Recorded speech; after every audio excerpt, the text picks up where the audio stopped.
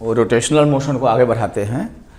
तो अभी तक हम लोग मोमेंट ऑफ इनर्शिया का कैलकुलेशन सिखाया है और काफ़ी डिटेल में सिखाया है ना, तो आपको आना चाहिए। ठीक, अब जो मोमेंट ऑफ इनर्शिया कैलकुलेशन है,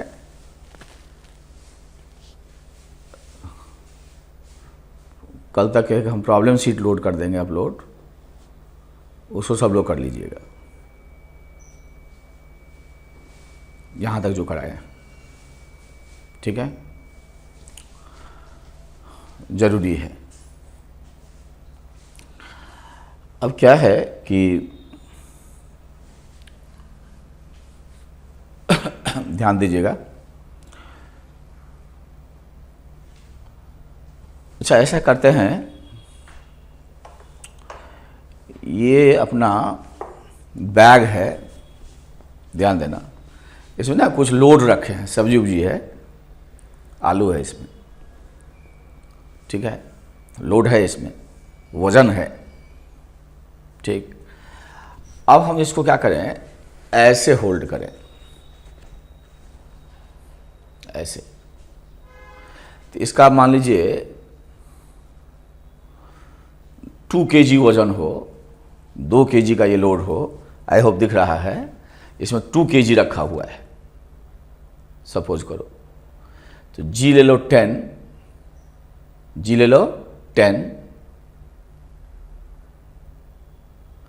तो सवाल ये उठता है कि ये झोला जो हाथ पे फोर्स लगा रहा है, वो इसके वेट से अभी ज़्यादा है कि कम है? जो भी इसका वेट है mg 20 न्यूटन, G10 ले लो, ये आपको बताना है। और यदि मैं इसको इधर शिफ्ट कर दूं तो तकलीफ मेरा बढ़ रहा है, यहाँ पे तकलीफ बढ़ रहा है। तो हमें ये पता करना है, in which case force applied by the jhola, the bag is more. यहाँ जब लगा रहा हूँ तो वेट से ज़्यादा फोर्स लगा रहा है ये झोला मेरे हाथ पे कि कम, ये बताना है। mg के बराबर है, ज़्यादा है कि कम है। और इसको मैं आगे शिफ्ट कर दूं तो तकलीफ बढ़ जाता है यहाँ। अब वो तकलीफ क्यों बढ़ जाता है वो अलग बात है। तो हमारा प्रश्न है, सवाल है, क्वेश्चन है कि किस केस में ज़्यादा वजन हम होल्ड किए हैं। In which case force applied by the jhola, the bag on my hand is more. जब पास है कि दूर है, तब आगे बढ़ाने से तकलीफ बढ़ जा रहा है। क्या दोनों केस में बराबर हैं? और बराबर हैं तो क्या दोनों केस में उसके वेट mg के बराबर है? और mg के बराबर नहीं है तो उसे ज़्यादा है कि कम, ये आप सवाल सोचेंगे। अभी इसका प्रश्न का जवाब सोचेंगे। You will have to answer it, we have to think it, we have to think it. सोच लो, सोच लो। तो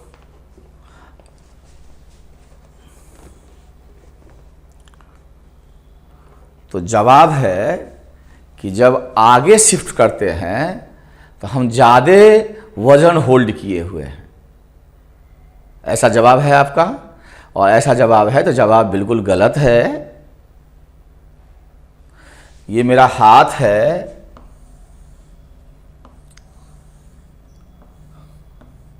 डंडा के तरह, और यहीं पे हमारा सपोर्ट है, ऐसे कंधा उंधा। तो और ये झोला को ऐसे फ्री बॉडी डायग्राम बनाए झोला का,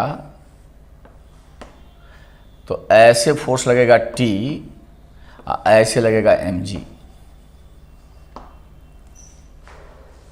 ये झोला का फ्री बॉडी डायग्राम है। अब यदि हम लोग डंडा पे देखें तो ये ऐसे है झोला का पोर्शन, जो ऐसे लटकाए हैं, और धागा काटोगे तो ऐसे है। तो ये जो है, ये फ्री बॉडी डायग्राम हो गया किसका? डंडे का रिस्ट्रिक्टेड फोर्स दिखाए हैं, यहां वाला फोर्स नहीं दिखाए हैं। अब ये ब्लॉक ऊपर एक्सीलरेटेड है कि नीचे? मेरा झोला जो था वो ऊपर एक्सीलरेटेड है कि नीचे? तो मेरा झोला ऊपर एक्सीलरेटेड है कि नीचे, बोलो। अच्छा, इक्विलिब्रियम में है, तो कोई बॉडी इक्विलिब्रियम में होगा तो टी किसके बराबर होगा? mg।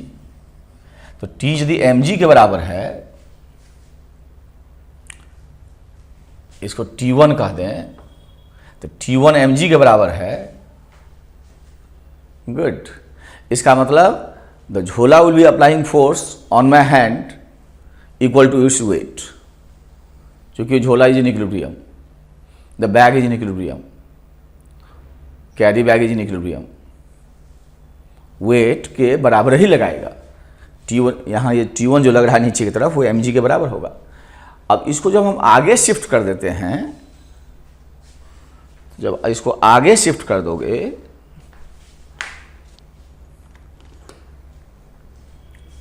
झोला को आगे शिफ्ट कर दोगे, माने यहां आ गया, अब यहां पे झोला आगे आ गया, रंग नहीं बदला है, तो फिर से ऐसे mg लगेगा, फिर से ऐसे T2 लगेगा, और यहां टेंशन T2 होगा, और ये फिर से इक्विलिब्रियम में है, तो फिर से T2 बराबर mg होगा। तो दोनों बार क्या देखते हो कि झोला जो फोर्स लगा रहा है हाथ पे, वो दोनों बार सेम है। So I am holding same load in the two cases. लेकिन यदि मैं इसको शिफ्ट करता हूं, इसको जब मैं आगे शिफ्ट कर रहा था, तो तकलीफ हेयर, ठीक है, इट अपीयर्स दैट कि I am holding more load, because that causes more तकलीफ। ठीक है, ज्यादा दिक्कत होता है। So if I hold very near to this, I am very comfortable, very comfortable, very comfortable. और लोड कितना है? mg। शिफ्ट कर दूं, then the problem here increases. I am feeling more load here, although the load is same, but feeling is more here. If I shift it further, then it is causing more trouble here. It is causing more trouble here. If I shift further, है ना, so that the trouble goes on increasing. In all the cases, सारे case में हम same वजन hold कर रहे हैं। तो झोला is applying same amount of force on my hand, but as you shift it further from this point, ठीक है, the problem increases. It appears I am holding more load, क्योंकि तकलीफ मेरा बढ़ गया, तकलीफ मेरा बढ़ गया, तकलीफ। ठीक है, अब सवाल उठता है कि आखिर क्या हुआ जिसके कारण इसको आगे शिफ्ट कराने से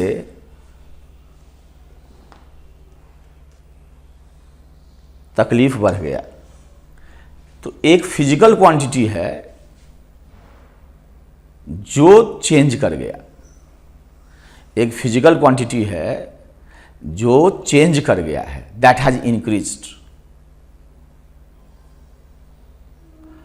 और नेचुरली जब शिफ्ट करते हो तो ये जो परपेंडिकुलर डिस्टेंस है वो बढ़ गया। इस फोर्स पे जो परपेंडिकुलर डिस्टेंस है वो बढ़ गया। इस परपेंडिकुलर डिस्टेंस के बढ़ने से तकलीफ बढ़ गया। तो इस पॉइंट से परपेंडिकुलर डिस्टेंस बढ़ने से टी पे परपेंडिकुलर डालो, उसे तकलीफ बढ़ गया। अच्छा, यहीं ज्यादा लोड कर दें, लोड बढ़ा दें यहीं पे, तब भी तकलीफ बढ़ जाएगा। सेम आर के लिए ज्यादा वजन का हम यहां लटका दें, तब भी हमारा तकलीफ बढ़ जाएगा आर सेम के लिए। या दूसरा तरीका है कि आर को ही आगे बढ़ा दें, सेम वजन होल्ड करें, तब भी यहां तकलीफ बढ़ जा रहा है। तो इसमें एक फिजिकल क्वांटिटी है जो प्रैक्टिकली बढ़ रहा है, वो फिजिकल क्वांटिटी डिपेंड करता है इस टी पे और इस आर परपेंडिकुलर यहां से। ये टी mg लोड और ये आर परपेंडिकुलर, दोनों में से कोई भी बढ़ाओगे तो तकलीफ बढ़ेगा। ठीक है, ये जो दोनों मिला के दिस एफ और टी और आर परपेंडिकुलर मिला के जो एक फिजिकल क्वांटिटी कॉन्स्टिट्यूट होता है उसका नाम है टॉर्क। हिंदी में बल आघूर्ण कहते हैं। This is the way to write torque. तो टॉर्क किस पे डिपेंड करेगा? तीन बातें पे। फोर्स कितना लगा, अमाउंट ऑफ फोर्स, ठीक है, कैसे लगा ये भी इंपॉर्टेंट है। सपोज करो मेरा कोई हाथ ऐसे खींचे इधर तो इफेक्ट अलग होगा, ऐसे खींचे कोई ऐसे, तब यहां से खींचे चाहे यहां से खींचे, हमको कोई दिक्कत, सब एक जैसा दिक्कत होगा। जैसे पुल करें तो magnitude of force, direction of force, ठीक है, और क्या, point of application of force, ये तीनों मिला के जिस फिजिकल क्वांटिटी का जन्म हुआ दैट इज कॉल्ड टॉर्क। क्या इंपॉर्टेंट होगा? कितना लगा, ये इंपॉर्टेंट होगा, कितना लगा, कैसे लगा, ये भी इंपॉर्टेंट होगा, और किधर, कैसे लगा और कहां लगा, ये बहुत इंपॉर्टेंट है। तो magnitude of the force, point of application of the force and the direction of the force. ऐसे लगाना और ऐसे लगाना दोनों बराबर बराबर असर नहीं डालेगा, दोनों बराबर बराबर असर नहीं डालेगा, दोनों बराबर बराबर असर नहीं डालेगा।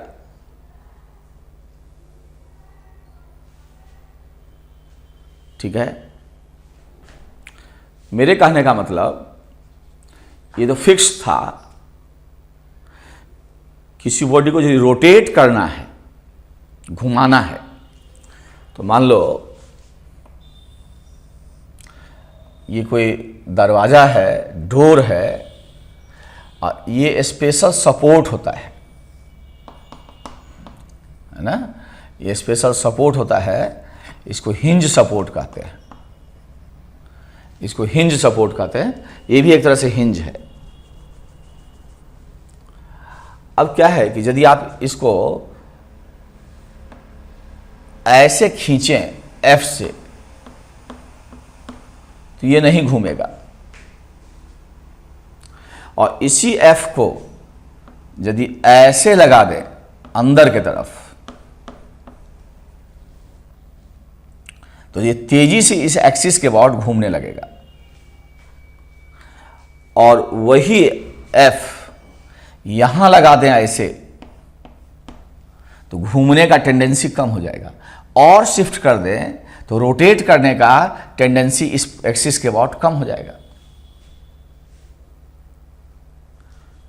यहां भी पुल करें तो ये रोटेट नहीं करेगा, और सपोज करो यहीं लगाएं और थोड़ा तिरछा लगा दें, पूरा थोड़ा तिरछा लगा दें, तब भी घूमने का टेंडेंसी कम होगा। तो बॉडी को इस एक्सिस के अबाउट घुमाने के लिए क्या इंपॉर्टेंट है? सेम फोर्स अलग अलग जगह लगाओ, सेम मैग्नीट्यूड ऑफ फोर्स अलग अलग जगह लगाओ, इफेक्ट अलग अलग होगा, अलग अलग जगह अलग अलग डायरेक्शन में लगाओ, इफेक्ट अलग अलग होगा। सेम डायरेक्शन में अलग अलग जगह लगाओगे, as you come closer to this axis rotation will be less, उतना तेजी से नहीं घूमेगा। इसका अंदर किसी रिजिड बॉडी को किसी एक्सिस के अबाउट घुमाने के लिए मैग्नीट्यूड ऑफ फोर्स तो इंपॉर्टेंट है ही, किसी रिजिड बॉडी को किसी एक्सिस के अबाउट घुमाने के लिए मैग्नीट्यूड ऑफ फोर्स तो इंपॉर्टेंट है ही, ये भी इंपॉर्टेंट है कि ये फोर्स कहाँ एक्ट किया, और ये भी इंपॉर्टेंट है वो कैसे एक्ट किया। So magnitude of the force, point of application of the force and the direction of the force, तीनों मिला के जिस फिजिकल क्वांटिटी का जन्म हुआ दैट इज कॉल्ड टॉर्क।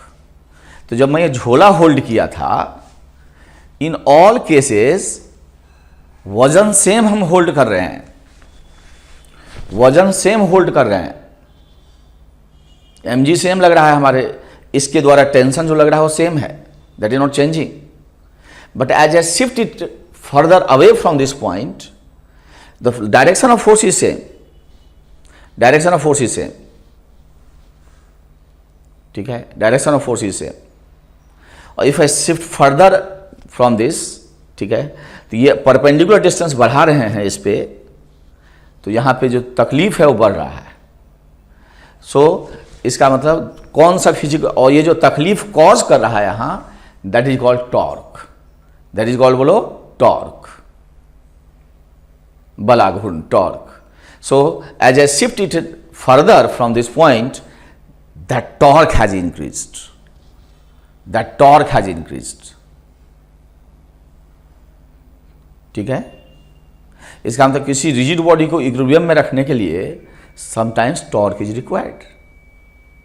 और यदि हमको घुमाना चाहते हैं किसी की, जैसे किसी को रोटेट करना चाहते हैं, तो रोटेट करने का जो टेंडेंसी क्रिएट करोगे, उसके लिए टॉर्क की आवश्यकता होगी, उसके लिए टॉर्क की आवश्यकता होगी। सो उतारिए, तो लिखो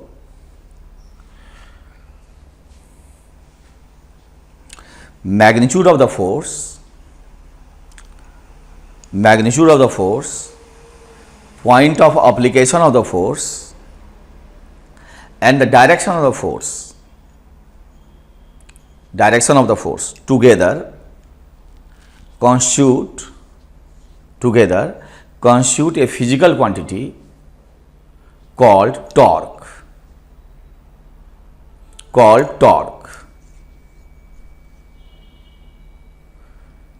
Torque acting on a body, torque acting on a body causes tendency to rotate, causes tendency to rotate the rigid body, causes tendency to rotate the rigid body। तो अब जो हम लोग फिजिकली समझ गए टॉर्क को, अब हम लोग टॉर्क पढ़ने जा रहे हैं मैथमेटिकली, टॉर्क पढ़ने जा रहे हैं मैथमेटिकली। बिठा दूं? तो मेरे प्यारे बच्चों, अब हम लोग टॉर्क को पढ़ने जा रहे हैं प्रैक्टिकली।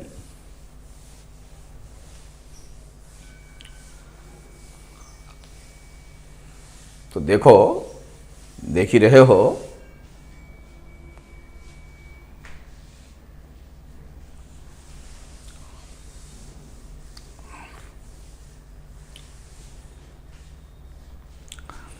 अब सपोज करो मेरे बच्चे, ऐसे कोई रिजिड बॉडी है, इस तरह से, ऐसे कोई रिजिड बॉडी है, ठीक है, और इस पॉइंट पे, रिजिड बॉडी के इस पॉइंट पे, अच्छा, ये रिजिड बॉडी ऐसे एक एक्सिस है, हिंज कहलाता है, इसके अबाउट ऐसे है एक्सिस, इसके अबाउट घूमने के लिए स्वतंत्र है,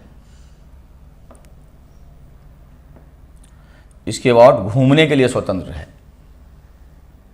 ठीक है, वो और रोटेट करने के लिए स्वतंत्र है, घूमने के लिए स्वतंत्र है, ठीक है। तो ये हिंज है। अब यहां पे ऐसे एक फोर्स एक्ट किया, इस पॉइंट को हम ए कह दें, और जहां फोर्स एक्ट किया है रिजिड बॉडी पे उसको बी कह दें। So B is the point, B is the application of the force. अब पॉइंट ए से जो एक्सिस पास कर रहा है उसी के बाद रिजिड बॉडी रोटेट कर रहा है। अब ए के रेस्पेक्ट में बी का डिस्प्लेसमेंट वेक्टर डिफाइन कर दें। ये डिस्प्लेसमेंट वेक्टर है, यहां का पोजीशन वेक्टर माइनस यहां का position vector.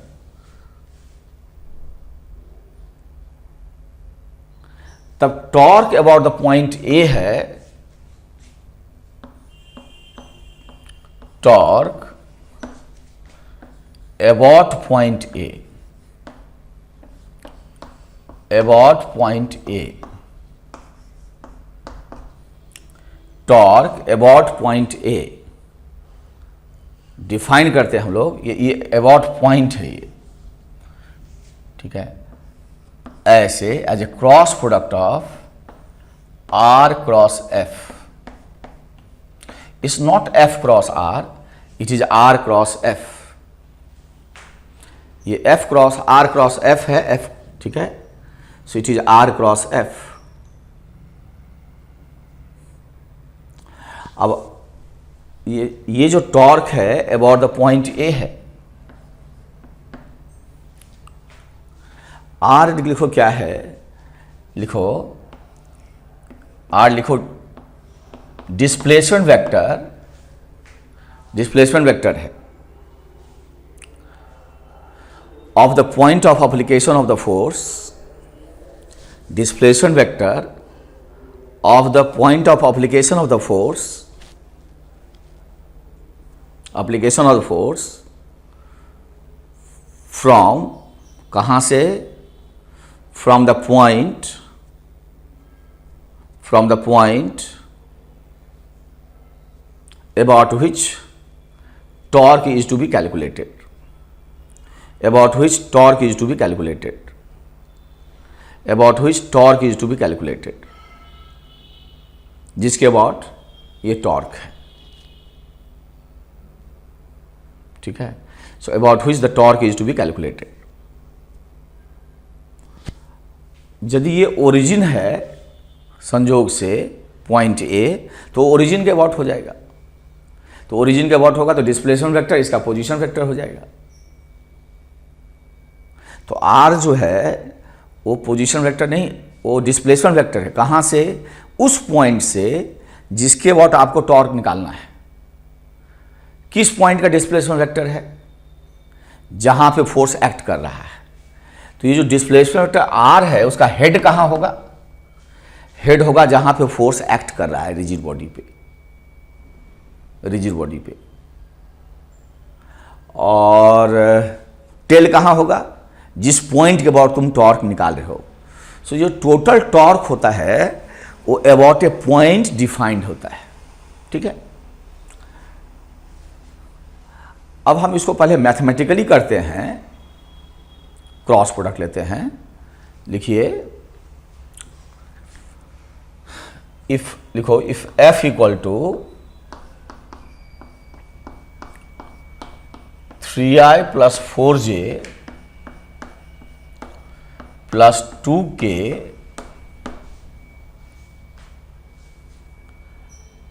X on a rigid body, acts on the rigid body about the point, at the point, coordinate लिख लो 2 metre, 1 metre, 4 metre.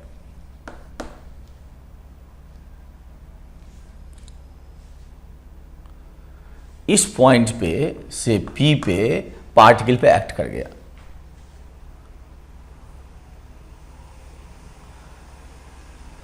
Find the torque acting on the rigid body due to this force. पहला लिखो about the point A, 0, minus 3 meter, 2 meter, about the point A।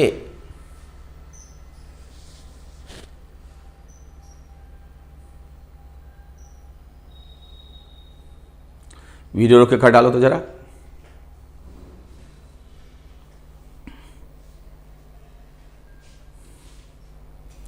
Video रोक के कर डालो।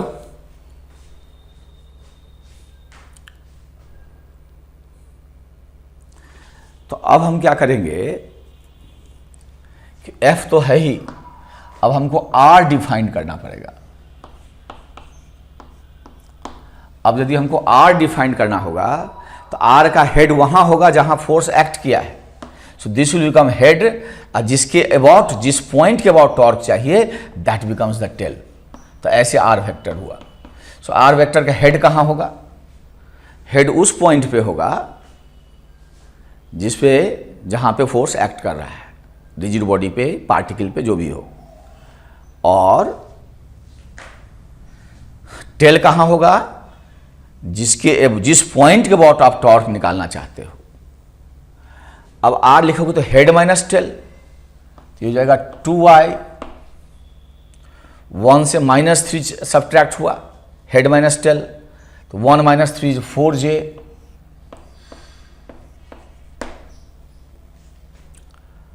Plus 2k metre में, 2k cap. अब determinants form में we know how to calculate the torque, how to calculate the cross product. So the torque will be in the vector form r cross f, not f cross r। f cross r करोगे गलत हो जाएगा। It is r cross f, not f cross r। ये r cross f है, f cross r नहीं है, f cross r नहीं है। अब जो है it's not f cross r, तो इसको लिख सकते हो, इसको लिख सकते हो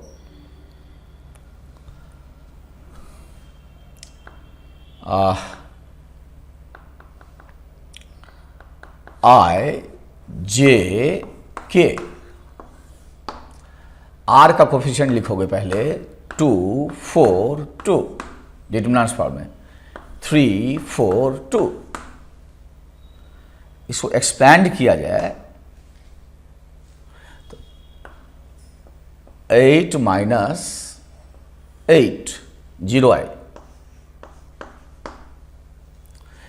इसको लिए और ये लिए, इसको उठाओ, माइनस डालो एक, तो 4 4 - 6 j, इसको लिया जाए तो प्लस 8 - 12,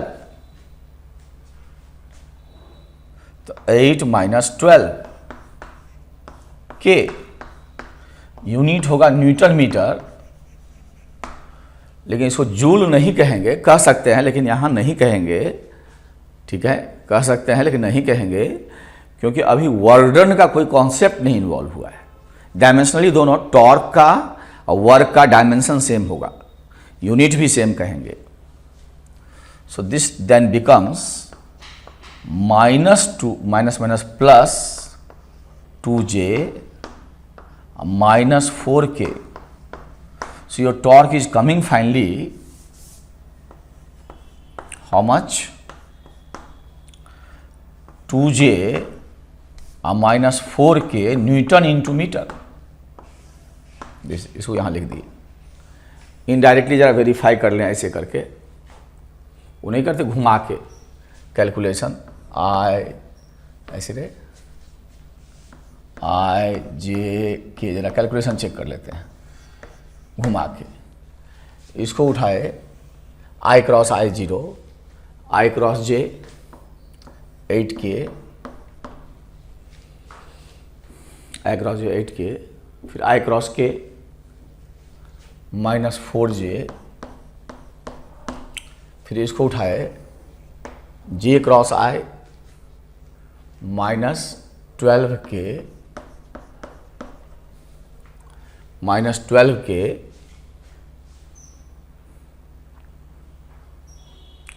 ठीक है,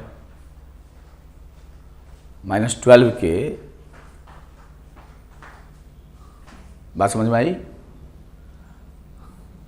इसको उठाए, जे वाले को उठाए आई के साथ, जे के साथ 0, जे क्रॉस के आई, जे क्रॉस के आई तो 8i अब इसको उठाएंगे, k क्रॉस i इज 6, इसको उठाए k क्रॉस i, तो k cross i is j, 6j,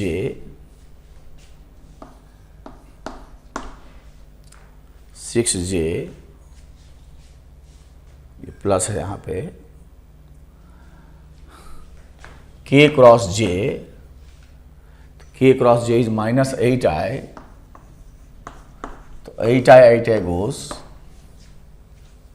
ठीक है, तो j आ जाएगा -4 + 6 2j और -4k। इस साथ हमारा कैलकुलेशन सही था। चेक कर लेते हैं। बच्चे सामने होते हैं तो हम लोग कैलकुलेट नहीं करते, बच्चे ही बताते हैं।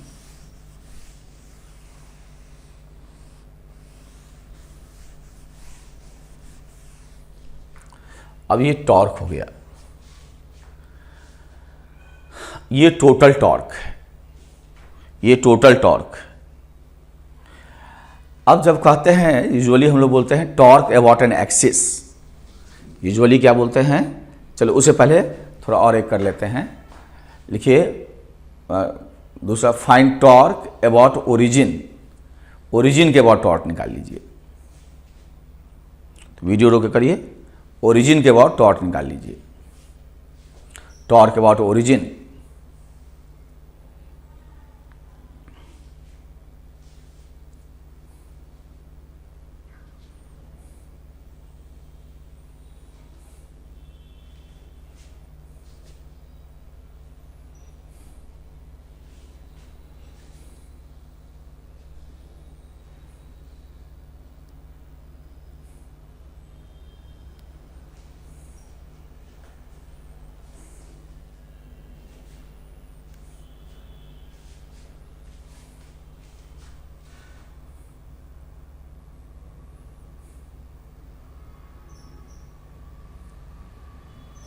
खाली आर वेक्टर चेंज होगा, कर लिए होगे तुम लोग वीडियो रोक के। तो इस वजह आर, अब ये ओरिजिन हो जाएगा हमारा 0 0 0, तो टेल होगा 0 0, तीनों 0 होगा, टेल होगा 0 0 0 और हेड होगा यही। तो इसको लिखोगे 2i + j + 4k, और तब r क्रॉस f करोगे। तब यदि r क्रॉस f करोगे तो ये हो जाएगा 2 1 4, 0 0 सब्ट्रैक्ट किए, ठीक है, f हो जाएगा 3 4 2। इसको अपना कैलकुलेट कर लोगे, जो भी आएगा, ये नहीं आएगा, डिफरेंट आएगा, इसको कैलकुलेट कर लोगे। इसका मतलब डिफरेंट पॉइंट के बाद जो टॉर्क होगा वो डिफरेंट होगा। कोई साथ एक बार फीलिंग दिला दो, एक बार करके दिखा दो कि अलग आ रहा है, देख लो। पहले वाला टॉर्क का आंसर लिख लेते हैं 2j - 4k, और दूसरे वाले का करके दिखाते हैं, दूसरे वाले का करके दिखाते हैं बच्चों। तो इसको मिटा दिए, ओरिजिन के वॉट ले रहे हैं और इसको एक्सपैंड कर रहे हैं। तो i लिए तो 2 - 16 14i, 16 घटेगा 2 में से, माइनस के साथ j होगा 4 - 12 j, k लेंगे 8 में से 3 गया 5k, so this is coming -14i, ठीक है, माइनस +8j + 5k + 5k।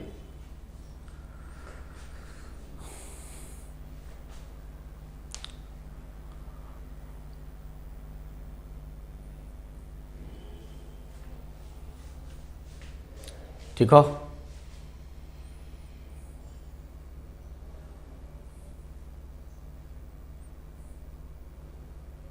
सुरक्षित यही आएगा भी। एक बार वैसे वैसे कर लेते हैं, i क्रॉस i j आई जे, तो 8K, I cross K,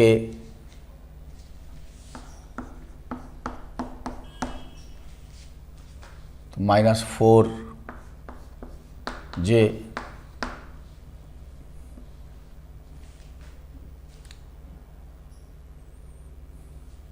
J को उठाए, J cross I,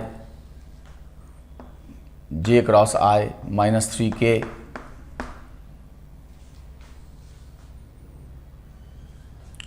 J cross J 0, J cross K 2I,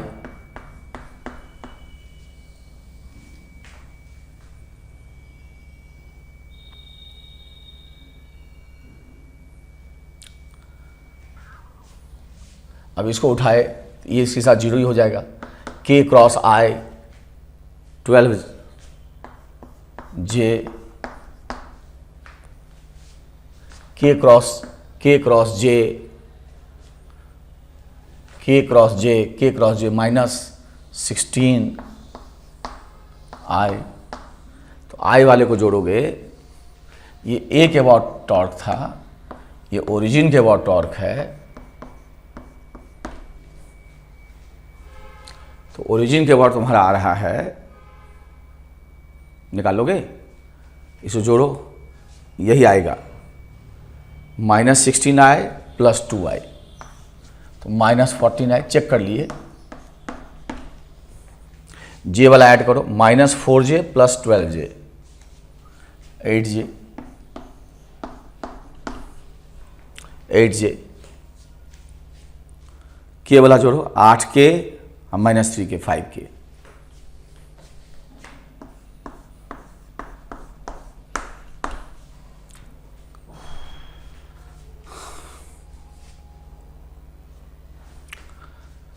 अब एक चीज ध्यान रखो, इस टॉर्क का x कंपोनेंट बताओ, 0, इसका y कंपोनेंट बताओ 2 न्यूटन मीटर, z कंपोनेंट बताओ -4, चूंकि वेक्टर है तो इसके कंपोनेंट भी होंगे। तो टॉर्क के कंपोनेंट का मतलब क्या है, तो यूजुअली क्या है कि इंटरमीडिएट स्टैंडर्ड में हमको प्रैक्टिकली टॉर्क अबाउट पॉइंट्स की आवश्यकता न होके टॉर्क अबाउट एन एक्सिस की आवश्यकता होती है। टॉर्क अबाउट पॉइंट की आवश्यकता न होकर के ज़्यादातर टॉर्क अबाउट एन एक्सिस की आवश्यकता होती है। तो जब भी हम लोग कहते हैं टॉर्क अबाउट एन एक्सिस, तो हमारा मतलब होता है कि component of the torque along that axis, and naturally जो एक्सिस होना चाहिए, that axis, that particular axis, वो जरूर उसी पॉइंट पे कहीं ना कहीं होना, उसी पॉइंट पे कहीं ना कहीं होना चाहिए जिसके अबाउट टोटल टॉर्क निकला है। तो जो हम बाद में अभी बोल रहे हैं, आपको नहीं भी अभी समझ में आएगा तो चिंता मत करिए, वो चीज़ें फिर रियलाइज होगा।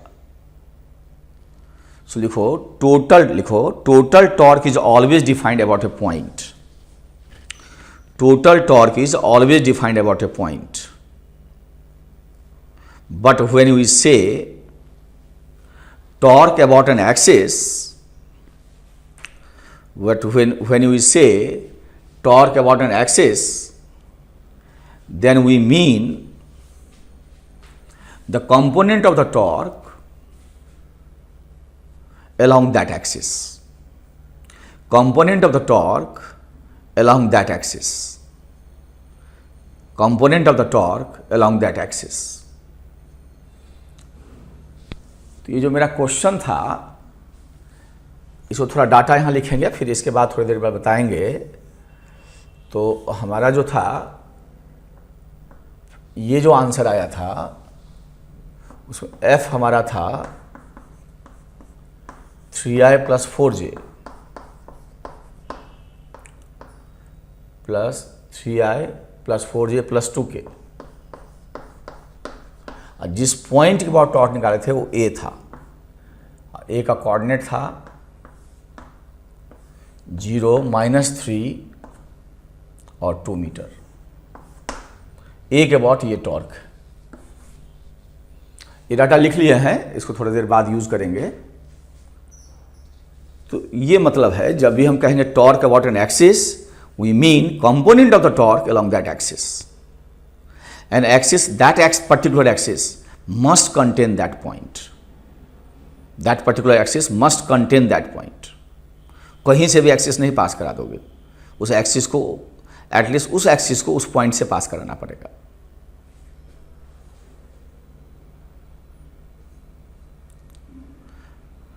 ठीक है, तो अब लिखो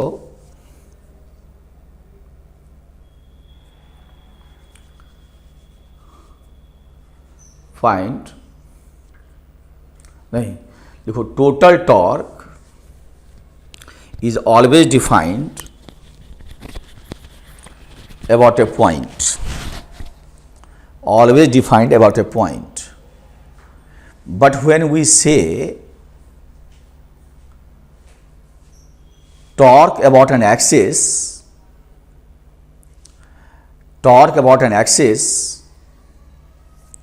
then we mean the component of the torque along that axis, component of the torque along that axis, and bracket में लिख लो, ब्रैकेट में लिख लो, नहीं भी समझ में आता, एंड दैट पर्टिकुलर पॉइंट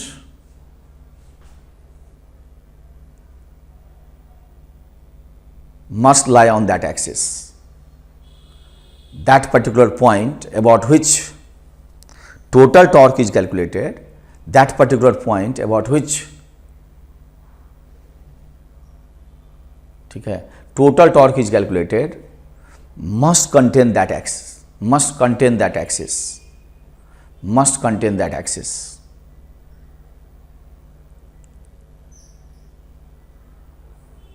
ठीक है, must contain that axis. सुरक्षित, तो इसको हम एक्सप्लेन और करेंगे। तो यहाँ तक आप सीखे। अब ये मैथमेटिकल फॉर्म में हुआ। सो इंटरमीडिएट स्टैंडर्ड में हम लोग इसको, इसके मैग्नीट्यूड की बात अलग करते हैं और ये जो सेंस ऑफ रोटेशन कॉज करेगा उसकी बात अलग करते हैं। सो प्रैक्टिकली हम लोग टॉर्क के मैग्नीट्यूड की बात अलग करते हैं और वो जो सेंस ऑफ रोटेशन कॉज करेगा, clockwise, anti clockwise and all that, उसकी बात अलग करते हैं। उसी से उसको पॉजिटिव नेगेटिव कहते हैं। तो इंटरमीडिएट में हम लोग पूरा चीज़ों को वेक्टर फॉर्म उतना नहीं पढ़ते, वेक्टर पढ़ते हैं, मैग्नीट्यूड की बात अलग कर लेते, डायरेक्शन की बात अलग कर देते। ठीक है, खास करके चीज़ जब प्लेन में होता है, 3 डायमेंशनल होता है तो फिर वहाँ ज़रूरत हो जाती है। अब देखो, इसको मिटाते हैं और फिर हम लोग वापस आते हैं।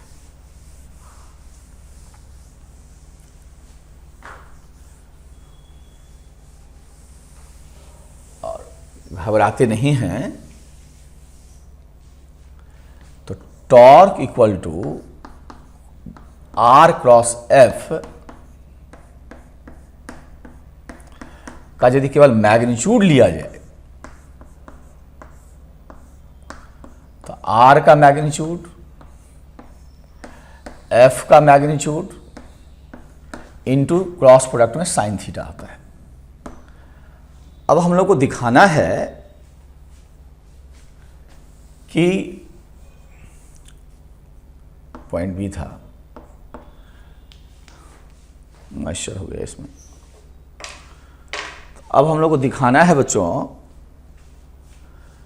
ये थीटा कौन सा एंगल है। तो theta is between R and F. और जब भी दो वेक्टर के बीच में एंगल की बात करते हैं तो हम लोग कहाँ जाते हैं, सॉरी, टेल के बीच का एंगल देखते हैं।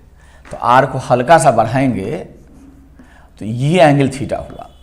टेल के बीच का एंगल देखते हैं, टेल के बीच का एंगल देखते हैं, तो ये एंगल थीटा हुआ। अब इसको जरा हम ऐसे लिख लें, इसको मिटा दें बच्चों। यहां से इसको मिटा दें, थोड़ा गंदा हो गया।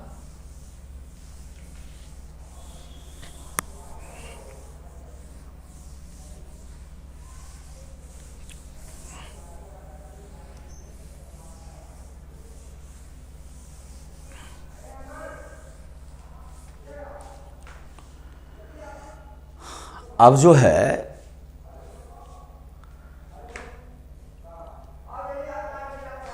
इसको अब उतना मॉड नहीं डालेंगे, या डालो यार आर, तो इसको थोड़ा ऑर्डर बदल लें। एफ का मैग्नीट्यूड आर का मॉड इंटू साइन थीटा कर दें। अब जरा देखना कि मॉड आर साइन थीटा कितना है, इसको एनालाइज करेंगे कि ये जो मॉड आर है साइन थीटा वो क्या है और कितना है, वो कितना है। तो ऐसा करो, फोर्स के लाइन ऑफ एक्शन को बढ़ा दो। ऐसा करो, फोर्स के लाइन ऑफ एक्शन को बढ़ा दो। जिस पॉइंट के अबाउट तुमको टॉर्क निकालना हो या जिस एक्सिस के अबाउट टॉर्क निकालना हो, वहां से इस फोर्स के लाइन ऑफ एक्शन पे परपेंडिकुलर डालो। ये परपेंडिकुलर डाले और ये जो परपेंडिकुलर डाले इसको बी डैश कह दें। तो जो मेरा ए बी डैश है उसको हम कह दिए आर परपेंडिकुलर। जो मेरा ए बी डैश है उसको हम कह दिए आर परपेंडिकुलर। तो अब बच्चे बताओ आर परपेंडिकुलर का हमारे यहाँ क्या मतलब है? मतलब है कि हमने फोर्स के लाइन ऑफ एक्शन को बढ़ाया, जिस पॉइंट या एक्सिस से के अबाउट टॉर्क निकालना है वहां से उस फोर्स के लाइन ऑफ एक्शन पे क्या डाला? परपेंडिकुलर। तो क्या डालते हैं? परपेंडिकुलर। कहां से? जिस पॉइंट या एक्सिस के अबाउट टॉर्क निकालना है। किस पे डालते हैं बच्चों? फोर्स के लाइन ऑफ एक्शन पे। किस पे डालते हैं बोलो? फोर्स के लाइन ऑफ एक्शन पे। तो फोर्स के लाइन ऑफ एक्शन पे डालते हैं, फोर्स के लाइन ऑफ एक्शन पे डालते हैं। ठीक है। अब ये एंगल थीटा है तो बच्चा ये एंगल भी थीटा होगा। तो इस ट्रायंगल में जरा देखा जाए तो sine theta equal to P by H. तो R perpendicular upon mod R. This is mod R, A B is mod R. तो यहां से क्या देखते हो? Your R perpendicular is coming mod R sine theta. Mod R sine theta. इसका मतलब यह हुआ कि टॉर्क बराबर हो जाएगा F into R perpendicular. F into R perpendicular. F into R perpendicular. तो एफ में आर परपेंडिकुलर से मल्टीप्लाई कर दोगे तो तुम्हारा टॉर्क मिलेगा। अब वो जो झोला वाला था हमारा, उसमें हर एक केस में ये एफ सेम है, but what is increasing? This R perpendicular is increasing, causing more torque about this point. तो जब इसको मैं ऐसे होल्ड करता हूं, same force F act like this. mg ऐसे एक्ट कर रहा है। शिफ्ट करता हूं, वही mg एक्ट कर रहा है ऐसे। तो यहां से जो परपेंडिकुलर डिस्टेंस है mg के लाइन ऑफ एक्शन पे, फोर्स ऐसे एक्ट कर रहा है बेटा। तो फोर्स के लाइन ऑफ एक्शन पे जो परपेंडिकुलर डिस्टेंस है mg ऐसे है। तो ऐसे समझा दूं डायग्राम में फिर से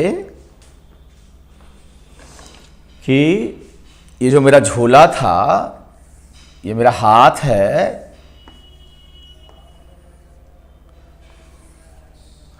तो एक बार जब ऐसे लगा T और फिर ठीक है, और इसको शिफ्ट किया ऐसे T, तो दोनों बार T सेम है, mg के बराबर दिखाए थे। मेरा हाथ है, ये झोला वाला चीज है। तो क्या हुआ कि जो जो इसको आगे ले जा रहे हो, तो यही जो R परपेंडिकुलर है एफ टी पे, एफ पे, दैट इज इंक्रीजिंग। तो टॉर्क को इसके अबाउट बढ़ा सकते हो, या तो इसको बढ़ा दो, ज्यादा वजन लगा दो, या इस आर परपेंडिकुलर को ही बढ़ा दो। तो आर परपेंडिकुलर कैसे करते हैं, फोर्स के लाइन ऑफ एक्शन को बढ़ाते हैं, या फोर्स के लाइन ऑफ एक्शन है, और जिस पॉइंट के अबाउट हमको टॉर्क निकालना होता है या एक्सिस के अबाउट, वहां से परपेंडिकुलर डालते हैं, and the magnitude of the force multiplied by this R perpendicular gives the amount of torque. So this will only say you the magnitude. ठीक है, अब इसका डायरेक्शन हम 2 मिनट बाद बात करते हैं। ठीक है, फिर इसी को निकालने का, मैग्नीट्यूड निकालने का दूसरा तरीका देखो। तो इस डायग्राम को मैं फिर से बना देता हूं। ठीक है, जैसा भी है, लेट अस से इसके अबाउट निकालना है, ये ए है, ये पॉइंट बी है, और मेरा फोर्स ऐसे एफ एक्ट कर रहा है। मैं इसको मिटा दूं, ये समझ में आया, आर परपेंडिकुलर बढ़ रहे हैं। चलिए नहीं मिटाता, ये आर वेक्टर है। अब क्या है कि इसको बढ़ाइए तो ये एंगल थीटा है। मेरे प्यारे बच्चों, ऊपर वाले को मिटा ही देते हैं।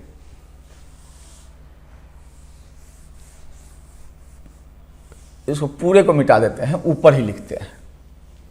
फिर से ये डायग्राम बना लेते हैं, जैसा भी रिजिड बॉडी बना, इसी के अबाउट रोटेट कर रहा है, इसी के अबाउट रोटेट कर रहा है, यहां से जो एक्सिस पास कर रहा है। ठीक है ना, ऐसे है एफ,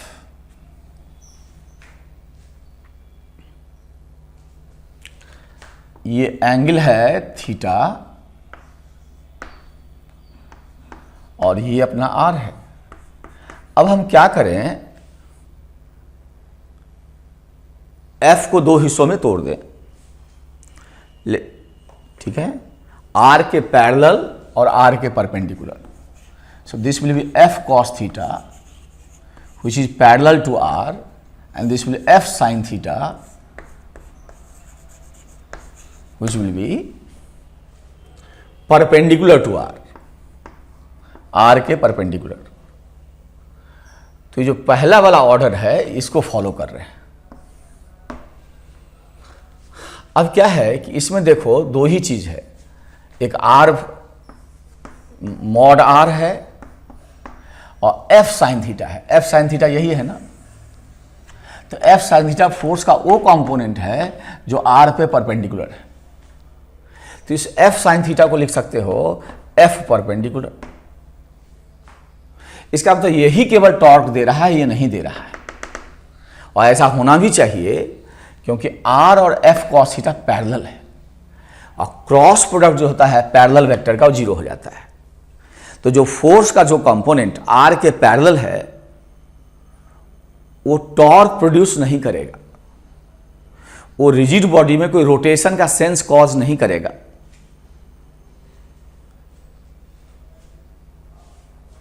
तो आर के पैरेलल वाला जो वेक्टर है, ठीक है, या यदि वो फोर्स एक्सिस से पास कर गया, कहीं ने एक्सिस को मिट कर गया जिसके अबाउट निकालना है, तो ऐसा फोर्स उस पॉइंट, उस एक्सिस के अबाउट टॉर्क नहीं प्रोड्यूस करेगा। तो पैरेलल, आर के पैरेलल वाला टॉर्क नहीं देगा, केवल परपेंडिकुलर देगा। तो ये 2 तरीका है टॉर्क निकालने का, या तो F into R perpendicular, magnitude of force लीजिए, फोर्स के लाइन ऑफ एक्शन को बढ़ाइए, जिस पॉइंट या एक्सिस के बाद टॉर्क निकाला वहां से उस पर परपेंडिकुलर डालिए, उससे मल्टीप्लाई कर दीजिए। दूसरा तरीका है एफ को ही तोड़ दीजिए, आर के पैरेलल जो टॉर्क नहीं देगा, और आर के परपेंडिकुलर, परपेंडिकुलर कंपोनेंट है जो टॉर्क दे देगा। तो दोनों से चीजें एक ही आएगी। फिर से जब भी हम कहते हैं torque about a point, we mean torque about total torque. Total torque is torque about point. जब हम कहते हैं torque about an axis, torque का केवल एक कंपोनेंट जो उस एक्सिस के लॉन्ग है। ठीक है, अब इसमें वेक्टर कैसे लगाएंगे, डायरेक्शन कैसे निकालेंगे टॉर्क का। तो याद रखो, कोई रिजिड बॉडी यदि एंटी क्लॉकवाइज ऐसे घूम रहा है, इसका मतलब टॉर्क वेक्टर ऊपर की तरफ है, उसको जेड कह सकते हो, ठीक है। और यदि क्लॉकवाइज घूम रहा है इस प्लेन में, इसका टॉर्क अंदर है, तो anti clockwise rotation is anti clockwise rotation यदि, तो जिस सेंस में बॉडी रोटेट करे, ठीक है, उस सेंस में फिंगर को कर्ल करो तो राइट हैंड का फिंगर जिधर जाएगा वही टॉर्क का सेंस देगा। इसका मतलब यदि टॉर्क ऊपर की तरफ है, इसका मतलब बॉडी एंटी क्लॉकवाइज रोटेट करेगा। टॉर्क यदि अंदर है, ठीक है, तो बॉडी आपका क्लॉकवाइज रोटेट करेगा। अब सेंस ऑफ रोटेशन पता करने के लिए कि किस सेंस में रोटेट कर रहा है, तो जरा आप कॉमन सेंस लगाओ कि इस पॉइंट को ऐसे खींचना शुरू करो, तो इस पॉइंट के यहाँ पे इस फोर्स को खींचना शुरू करें, तो इस पॉइंट के अबाउट ये रिजिड बॉडी किस सेंस में घूमना चाहेगा, क्लॉकवाइज या एंटी क्लॉकवाइज, इसके अबाउट किसके अबाउट इंपॉर्टेंट है, तो इसको खींचोगे तो ये ऐसे घूमना चाहेगा। इसका मतलब इसका टॉर्क का सेंस क्या है, एंटी क्लॉकवाइज। अब यदि हम कोऑर्डिनेट सिस्टम हमारा ऐसे है, एक्स वाई प्लेन में बॉडी है, इसका मतलब जेड होगा ऊपर, जेड डॉट हो गया ऊपर की तरफ, तो एंटी क्लॉकवाइज का मतलब हुआ पॉजिटिव जेड, एंटी क्लॉकवाइज का हुआ यहाँ पे पॉजिटिव जेड। और यही यदि क्लॉकवाइज घूमता देन इट इज नेगेटिव। तो मान लीजिए हमारा ये रिजिड बॉडी है, ठीक है, और ये मेरा पॉइंट है ओ, पता नहीं विजिबल है कि नहीं। अब हम यही लिखना चाहें तो यहां मिटा दे रहे हैं, यहां कर लेते हैं आपके लिए, कुछ बताना चाहते हैं बेटा। ये रिजिड बॉडी है और यहीं पे हिंज है। हिंज वो सपोर्ट होता है जिसके अबाउट आराम से आपका बॉडी रोटेट कर सकता है, आराम से आपका रिजिड बॉडी रोटेट कर सकता, घूम सकता है। दरवाजा देखे होगे तो उसमें हिंज लगा रहता है, और एक ऐसा लाइन रहता है, उसके बाद दिन भर घुमाओगे तो घूमेगा। अब सपोज करो यहां पे एक फोर्स ऐसे एक्ट किया F1, ठीक है, यहां पे एक्ट किया ऐसे F2, ठीक है, यहां पे एक्ट किया ऐसे F3, और यहां पे ऐसे एक्ट किया F4। तो अलग अलग फोर्स का टॉर्क का सेंस बताना है O के अबाउट। तो यदि F1 का सेंस बताना है, F1 का सेंस, तो मानेंगे केवल F1 एक्ट कर रहा है, बाकी कोई फोर्स है ही नहीं। तो इस पॉइंट के अबाउट यहां फोर्स लगेगा, तो इस रिजिड बॉडी को क्या इस सेंस में घुमाएगा, तो इसका टॉर्क का सेंस इसके अबाउट हो गया क्या, एंटी क्लॉकवाइज। अब जरा सोचो, ये फोर्स यदि एक्ट करे अकेले, तो इस रिजिड बॉडी को इस पॉइंट के अबाउट क्या इस सेंस में घुमाएगा, तो ये हो गया क्लॉकवाइज। तो ये एंटी क्लॉकवाइज पॉजिटिव जेड, ऐसे राइट हैंड का फिंगर कर्ल करो तो ये है नेगेटिव जेड। ये यदि लोगे घुमाएगा क्या इसके अबाउट, क्या ऐसे घुमाएगा, यस। तो किस सेंस में टॉर्क हो गया भाई, क्लॉकवाइज के एंटी क्लॉकवाइज, ये क्लॉकवाइज हो गया। कभी कभी क्या है कि आपको पार्टिकल पे टॉर्क का सेंस पूछ देगा कि एक पार्टिकल है, रिजिड बॉडी पूरा नहीं है, और ऐसे फोर्स अफेक्ट कर रहा है पार्टिकल पे, और पॉइंट ओ के अबाउट टॉर्क का सेंस पूछ दिया। तो ये पार्टिकल पे एक्ट किया है, न कि रिजिड बॉडी पे। तब सेंस पता करने के लिए क्या करो, इस पार्टिकल को एक डंडे से, रिजिड डंडा से बांध दो, रिजिड रॉड से बांध दो, और जिस पॉइंट पे तुमको, जिस पॉइंट के बाद टॉर्क निकालना है, उसको हिंज कर दो, कब्जा लगा दो। दरवाजा का जो रहता है जिसके बाद घूमता है वही हिंज है। ये भी मेरा हिंज है, देखो ना, ये मेरा हिंज है, इसको दिन भर ऐसे घुमाओ, बड़ा स्पेशल टाइप का हिंज है, ठीक है। तो पार्टिकल को डंडे से बांध दो, यदि रिजिड बॉडी है तो आराम से हो जाता है। पार्टिकल है तो पार्टिकल को डंडे से बांध दो, उस डंडे को हिंज कर दो, कब्जा लगा दो, कहाँ, जिस पॉइंट के बाद तुमको टॉर्क निकालना है, ठीक है। अब क्या करो, इस फोर्स के कारण सोचो कि गिवन डंडा गिवन पॉइंट के बाद किस सेंस में घूमेगा, ऐसे। तो पार्टिकल को डंडे से बांध दो, डंडे को उस पॉइंट पे हिंज कर दो जिसके अबाउट टॉर्क निकालना है। अब देखो गिवन फोर्स के कारण गिवन डंडा गिवन पॉइंट के अबाउट, हिंज पॉइंट के अबाउट जिस सेंस में घूमेगा वही उसका क्या कहलाएगा, बोलो, सेंस ऑफ टॉर्क कहलाएगा। तो यहां पे एंटी क्लॉकवाइज हम लोग कहेंगे प्लस जेड और क्लॉकवाइज कहेंगे माइनस जेड, माइनस जेड। अभी शुरू करते हैं फिर।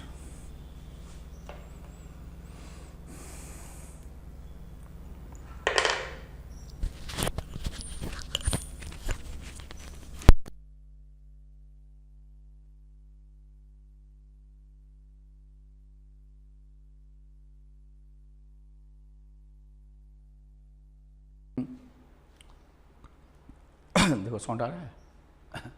तो देखो बच्चों, ये इसको, हालांकि ये रिजिड बॉडी नहीं है, लेकिन इसका फ्रेम जो है इस दरवाजे का वो रिजिड बॉडी है।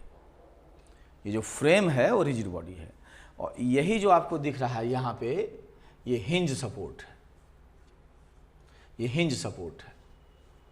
तो ये हिंज सपोर्ट जो है एक पर्टिकुलर एक्सिस के अबाउट ही रोटेशन अलाउ करता है। कहने का मतलब, यदि ऐसे ऐसे इसको घुमाओगे तो तुमको मना नहीं करेगा। तो जब आप ऐसे घुमा रहे हो, जैसे ऐसे घुमा रहे हो ऐसे, ठीक है, तो इस आप सेंस राइट, जो सेंस ऑफ रोटेशन में राइट हैंड कर्ल करो, अंगूठा जिधर जा रहा है उसी के पैरेलल एक्सिस ऑफ रोटेशन होगा। ऐसे घूम रहा है, इसका मतलब इस लाइन के पैरेलल एक्सिस ऑफ रोटेशन है, तो ये एक्सिस ऑफ रोटेशन है। तो जब ऐसे घुमा रहे हैं तो ये एक्सिस ऑफ रोटेशन है, और इसी के अबाउट जो टॉर्क होगा, इस लाइन के अलोंग जो टॉर्क होगा वही इसको रोटेशन कॉज कर पाएगा। यदि आप इसको किसी और एक्सिस के अबाउट रोटेट करना चाहोगे तो ये हिंज सपोर्ट अलाउ नहीं करेगा। जैसे हम इसको ऐसे करना चाहें, ऐसे ऐसे दबा के इसको ऐसे करना चाहें, मतलब ऐसे पलटना चाहें, ऐसे पलटना चाहें, इसको ऐसे ऐसे पलटना, ऐसे अंदर, इसको अंदर किए, इसको बाहर, इसको। तो जब ऐसे, इसका मतलब इधर ऐसे पलटना चाहते हो, तो जब ऐसे पलटना चाहते हो तो इसका मतलब this is the axis of rotation. इसका मतलब यदि हम इसको, ये मेरा y है, ठीक है, तो कुछ x ऐसे, x ऐसे, ये हालांकि थोड़ा हट के दिखाते हैं, यहाँ से पास कर रहा है बेसिकली, यहाँ से दिखा रहे हैं यहाँ। तो ऐसे मान लो y के अबाउट ये रोटेट कर सकता है इस लाइन यहाँ, और ऐसे है x, और ऐसे है z, ऐसे z है, ऐसे ये xy प्लेन हो गया, ये y हो गया। तो y के अबाउट मजे में घूमेगा, घुमाइए, y ऐसे है तो y के अबाउट मजे में घूमेगा। ऐसे घुमाए, अंगूठा ऊपर गया। अब आप इसको ऐसे घुमाना चाहो या ऐसे घुमाना चाहो, तो जब ऐसे घुमा रहे हो इसका मतलब ये निगेटिव जेड में टॉर्क है। तो देखो घुमाओ, ऐसे ऐसे पलटो, इसको ऐसे पलटो, ऐसे रोटेट हो रहा है। इसका मतलब इस एक्सिस के अबाउट जो टॉर्क है, इस एक्सिस के अबाउट जो टॉर्क है वो बेकार हो गया, वो रोटेशन नहीं कॉज कर रहा है। अब कोई इसको ऐसे घुमाना चाहे, ऐसे, इसको अंदर डाल रहे हैं हाथ को, इसको बाहर, ऐसे ऐसे पलटना चाहें, इसका मतलब आप ऐसे घुमाना चाहते हो, मतलब एक्स के अलाउंग, तो एक्स के अलाउंग जो टॉर्क है वो भी बेकार है। इसका मतलब हिंज, सब जब रिजिड बॉडी हिंज रहेगा तो जो टॉर्क एक्सिस ऑफ रोटेशन के अलाउंग एक्ट करेगा वही रिजिड बॉडी को रोटेट कर पाएगा, बाकी एक्सिस वाले जो टॉर्क होंगे वो बैलेंस रहेंगे, उसका कोई मतलब नहीं होगा। सो जब हिंज रहता है, so only that torque is effective in rotating A rigid body which is lying along the axis of rotation. About other axes, ठीक है, इट इज बीइंग बैलेंस्ड। कैसे बैलेंस होगा वो अलग बात है, रोटेशन इज नॉट अलाउड। इसीलिए intermediate standard में ज़्यादा इंपॉर्टेंट होता है टॉर्क अबाउट एन एक्सिस। अच्छा, कुछ सपोर्ट ऐसे होते हैं कि काफ़ी फ्री होते हैं कि वो कैसे भी घुमा लीजिए। जैसे मेरा ये है, मेरा मन करेगा तो ऐसे ऐसे, और जब मैं ऐसे ऐसे घुमा रहा हूँ ऐसे ऐसे, तो एक्सिस ऑफ रोटेशन ऐसे है, सॉरी अंदर है, अंदर ऐसे ऐसे घुमा रहा हूँ तो ये प्लेन ऑफ मोशन हुआ। तो प्लेन ऑफ मोशन के परपेंडिकुलर होगा axis of rotation, plane of motion के परपेंडिकुलर होगा।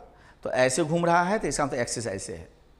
और मेरा मन करेगा तो अब हम जो है बदल देंगे प्लेन, अब ऐसे घुमा रहे हैं, ऐसे ऐसे घुमा रहे हैं, ऐसे घुमा रहे हैं। तो ये फ्री हिंज है और ये थोड़ा सा कंस्ट्रेंड हिंज है। ऐसे घुमा रहे हैं, अब ऐसे घुमा रहे हैं तो जैसे जब ये ऐसे जा रहा है, इसका मतलब ऊपर की तरफ एक्सिस है, एंटी क्लॉक, इस सेंस में घुमाइए हाथ को। जब ऐसे घुमा रहे हैं ऐसे है, और एक्सिस के अबाउट इसको हम घुमा सकते हैं, ठीक है। तो ये सिंगल हिंज सपोर्ट यदि है और स्ट्रेंड नहीं है, कंस्ट्रेंड नहीं है, तो आप किसी भी एक पॉइंट, किसी एक्सिस के अबाउट घुमा सकते हैं, उस पॉइंट से पास करता हुआ। तो ऐसा स्टडी हमको नहीं करना है इंटरमीडिएट में कि अलग अलग एक्सिस के अबाउट भी घूम सकता है, एक्स के अबाउट भी, वाई के अबाउट भी, जेड के अबाउट, ऐसा नहीं। हम लोग ऐसा ही करेंगे जिसमें केवल रिजिड बॉडी एक एक्सिस के अबाउट घूमेगा, ठीक है। और जिस एक्सिस के अबाउट घूमेगा वो कहलाएगा एक्सिस ऑफ रोटेशन। बाकी के अबाउट रिजिड बॉडी के पे यदि टॉर्क एक्ट भी करता है तो बैलेंस रहेगा, उसको कोई ना कुछ बैलेंस करेगा, ठीक है, और वो उसका कोई मीनिंग नहीं रह जाता। फिर मैंने बताया था कि टॉर्क में क्या क्या बात आती है, magnitude of the force, point of application of the force and the direction of the force. Force का मैग्नीट्यूड कितना है, डायरेक्शन क्या है और कहाँ एक्ट किया। तो देखो, same magnitude of force, same direction of force acting at different point will cause different rate of rotation. जैसे मैं ऐसे लगाऊं,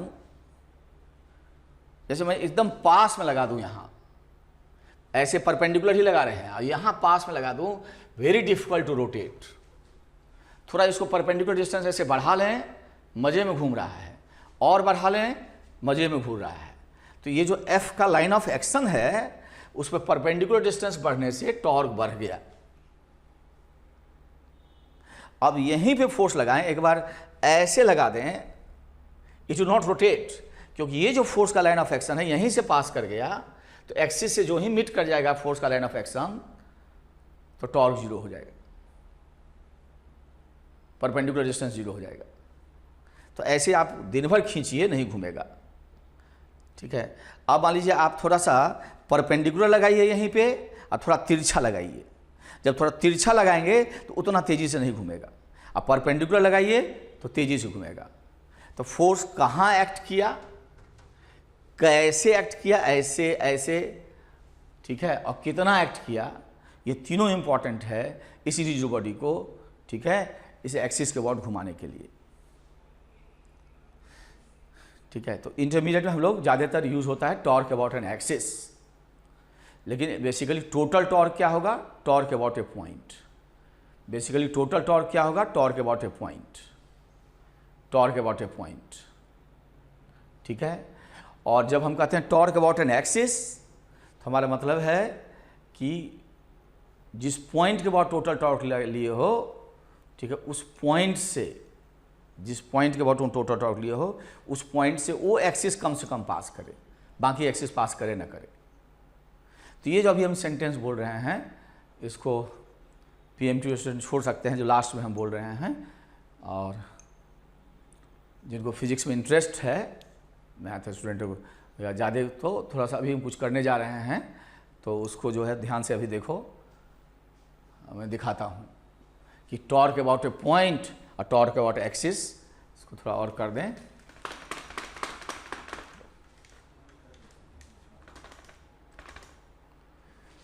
तो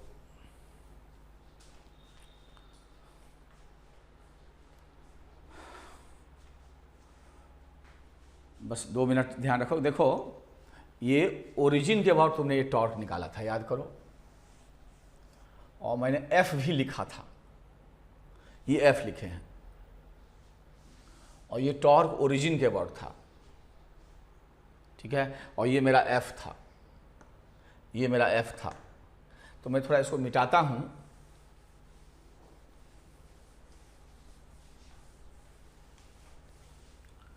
मैं इसको थोड़ा सा मिटाता हूं, थोड़ा इसको बेहतर से फोकस कर दो,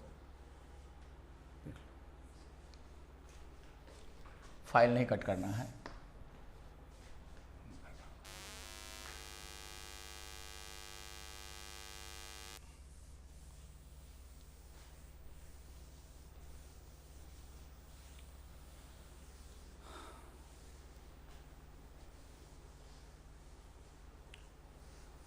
I hope it is visible. तो ये जो मेरा टॉर्क था शुरुआत में, वो ओरिजिन के अबाउट था, ओरिजिन के अबाउट था, और ये फोर्स था हमारा एफ। तो ओरिजिन 3i + 4j + 2k, ठीक है, फोकस करके छोड़ दो, हो गया ना फोकस, छोड़ दो।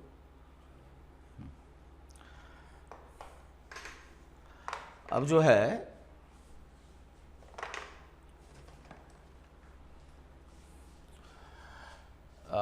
टॉर्क अबाउट ओरिजिन जो आया था,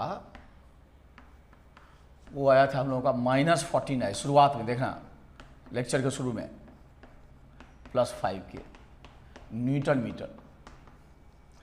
अब तुमको कहे कि टॉर्क का what is torque about X axis, तो कहोगे -14 newton metre. Torque about Y axis 8 newton metre. Torque about Z axis 5 newton metre. तो जब भी कहेगा टॉर्क अबाउट एक्सिस, मतलब उस एक्सिस के लॉन्ग टॉर्क का कंपोनेंट।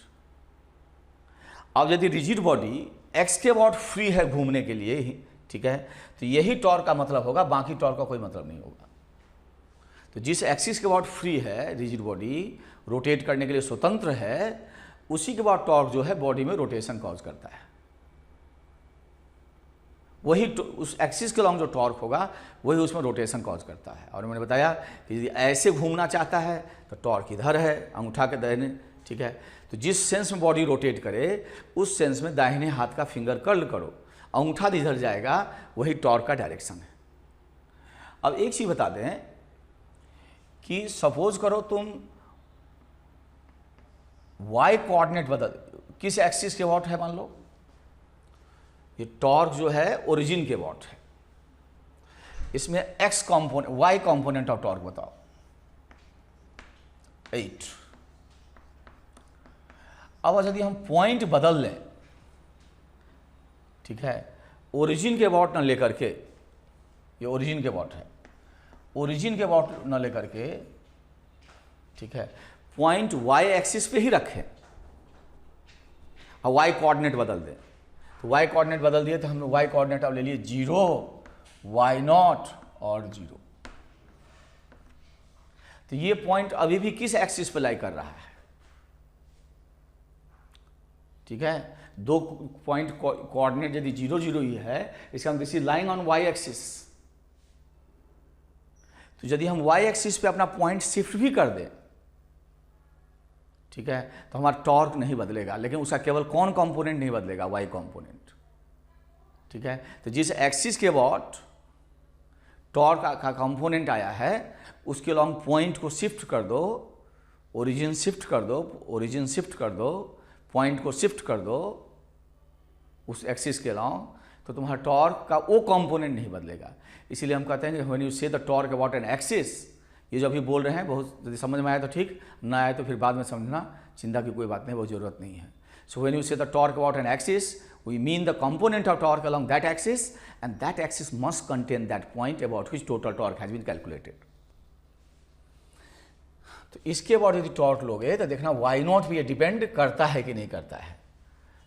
तो कौन कंपोनेंट ये बाकी कर जाएगा, ये कंपोनेंट नहीं करेगा, दैट इज वाई कंपोनेंट। ठीक है, क्योंकि वाई एक्सिस पे ही पॉइंट को शिफ्ट किए हैं। तो ये केवल हो गया हमारा, इस पॉइंट के अबाउट टॉर्क ले रहे हैं तो ये हो गया हमारा आर, हो गया हमारा इस पॉइंट के अबाउट ले रहे हैं। तो जो ओरिजिनल पॉइंट था वो कितना था, वो तो मिट गया यार,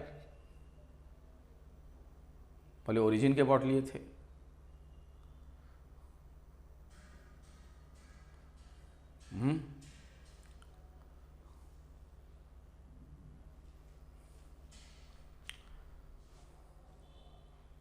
कोई और एग्जाम्पल ही ले लेते हैं, मान लो तो इस एस्पेक्ट्स को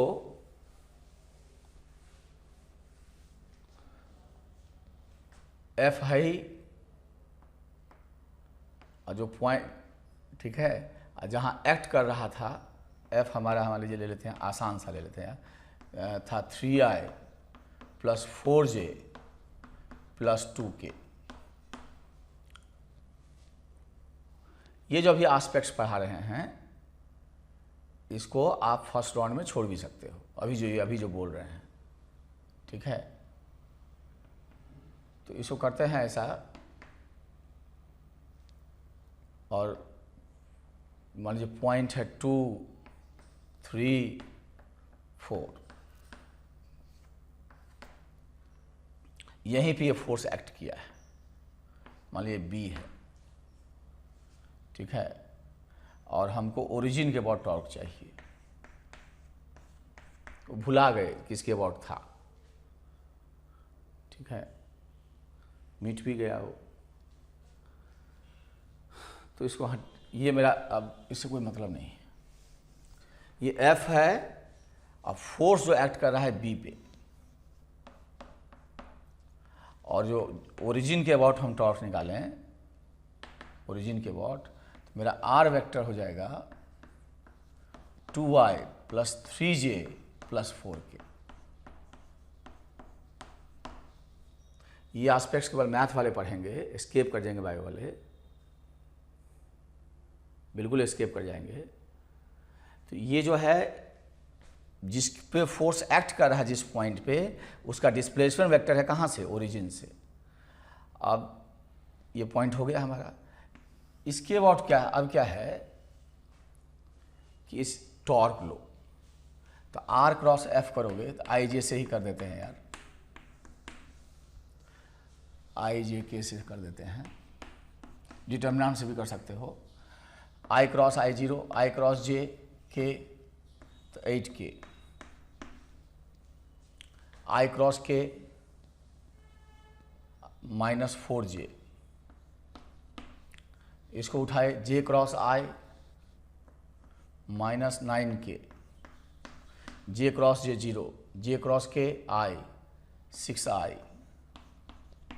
इसको उठा लो। PMT स्टूडेंट इसको बिल्कुल छोड़ देंगे, एस्केप कर जाएंगे।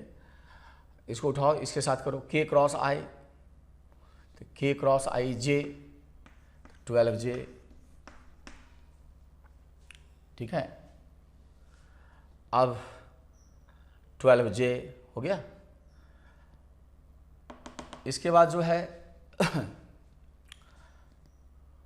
किससे मल्टीप्लाई की हो, K से, तो 12J, K क्रॉस J बताओ, अपने से कर लेना -16i, तो सारे I वाले को जोड़ो, तो -16i + 6i, तो -10i, J वाले को जोड़ो, 12J - 4J, that is 8J। नया सवाल ले लिए, यहाँ पे फोर्स एक्ट कर रहा है ओरिजिन के बाद टॉर्क लिए, रिजिड बॉडी पे यहाँ एक्ट कर रहा है, तो J वाला जोड़ दिए, -4J और 12J, I वाला हो गया, K वाला देखो -K। थोड़ी torque about X axis -10 newton metre, Y axis 8 newton metre, Z axis -1 newton metre. Naturally coordinate axis यहाँ है, ओरिजिन यहाँ है। अब हम क्या करें, कि वाई एक्सिस पे इस पॉइंट को शिफ्ट कर दें, ओरिजिन को, मतलब जिसके बाद टॉर्क निकालना है पॉइंट ए वो यहाँ कर दें। अब तो ये 0 0 हो गया, पहले ओरिजिन था, तो एक्स जो 0 ही रहेगा, वाई हो जाएगा y नॉट और जेड हो जाएगा z not, sorry z not, ये 0 होगा। तो इसका मतलब हमारा क्या हुआ कि पॉइंट शिफ्ट हो गया, लेकिन ये पॉइंट अभी भी y एक्सिस पे लाई किया, तो टॉर्क का जो y कंपोनेंट है फिर से वही आना चाहिए यदि उसी एक्सिस पे पॉइंट शिफ्ट करते हो तो टोटल टॉर्क वही नहीं आएगा, टोटल टॉर्क बदल जाएगा, लेकिन y कंपोनेंट वही रहेगा उसी एक्सिस पे पॉइंट शिफ्ट करते हो तो अब हम जो है f तो यही रहेगा, ठीक है, और r वेक्टर बदल देते हैं। तो इसके बदले इसको मिटा दें, रहने दो, इसको देखो ही नहीं, हमारा r वेक्टर हम कर देते हैं यहाँ। तो फोर्स यहीं एक्ट किया है, अब यहाँ हेड होगा और यहाँ टेल है, तो 2 से 0 गया 2i, i वाला वही रहेगा पोजीशन वेक्टर। जे वाला ले लो, तो ये 8 माइनस वाई नॉट हो जाएगा, 8 सॉरी कोऑर्डिनेट कितना है 2, ठीक है। 3 जो था आर लिए थे ना 3, तो इसमें से इसका घटाओगे तो 3 minus Y naught J, so Y coordinate बदल गया लेकिन पॉइंट वाई एक्सिस पे ही लाई किया, प्लस यदि आप लेते हो इसके रेस्पेक्ट में तो 4 माइनस 0 ये 0 4, तो ये 4k हो जाएगा। और f हमारा इतना है, कितना है भाई 3i plus 4j plus 4k। फिर से क्रॉस प्रोडक्ट लिया जाए, फिर से क्रॉस प्रोडक्ट लिया जाए, फिर से क्रॉस प्रोडक्ट लिया जाए,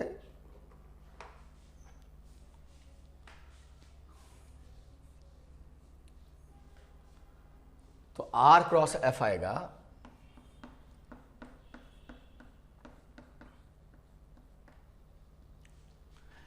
i j k, तो मालूम है i cross i 0, i cross j 8k,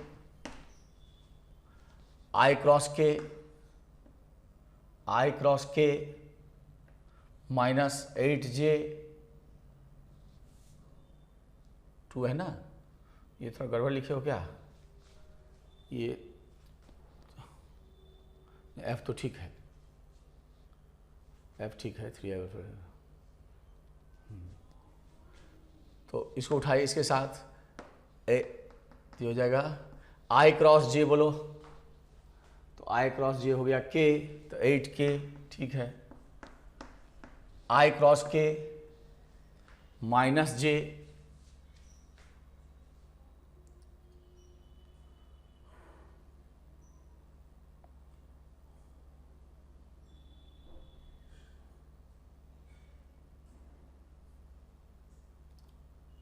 force गलत लिखे हो, 3i plus 4j plus 2k है, 4k नहीं है, वही तो 2k है, 3i plus 4j plus 2k है, और वो 2 3 4 सही लिखे हो। तो इसको करेंगे तो i cross k minus j, i cross k जो है सो माइनस j हो जाएगा, तो माइनस 4j। अब हम क्या कर रहे हैं, इसको भी रुके रहो, पहले इसका कर लेते हैं। तो ये component k cross i 12j, ठीक है, k cross j minus 16i, ठीक है। यहाँ तक अब इसको उठाओ और मल्टीप्लाई करो, क्रॉस प्रोडक्ट करो, तो इससे इसमें करोगे तो 3 इंटू 3 माइनस वाई नॉट, और जे क्रॉस आई इज माइनस के।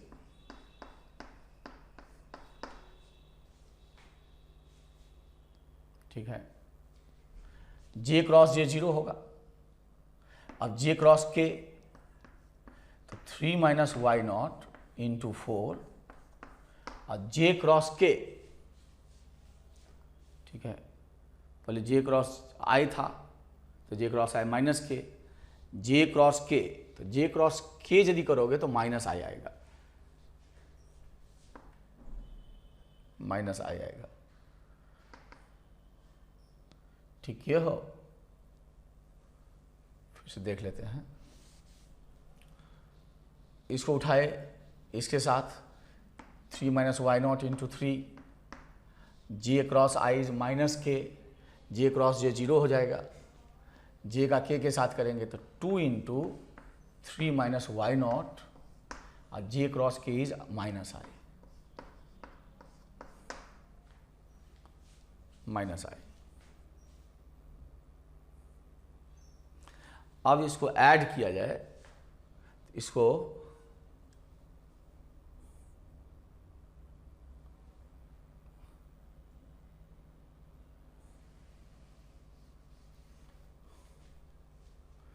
एक्सपैंड कर देते हैं।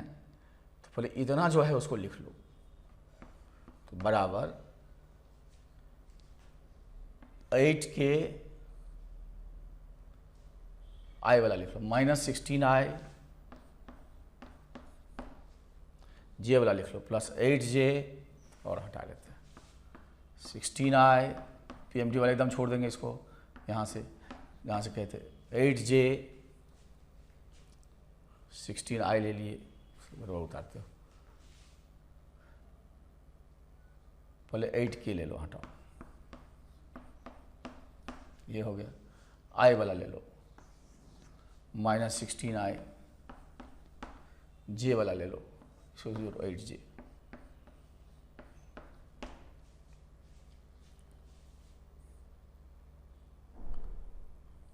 ठीक है।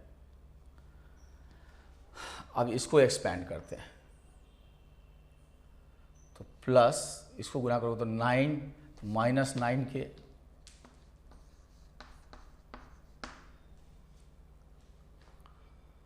ठीक है,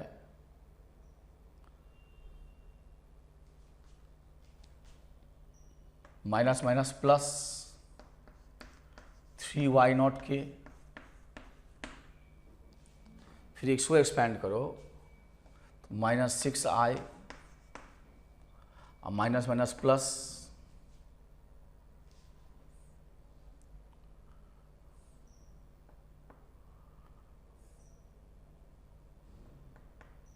2i नॉट y,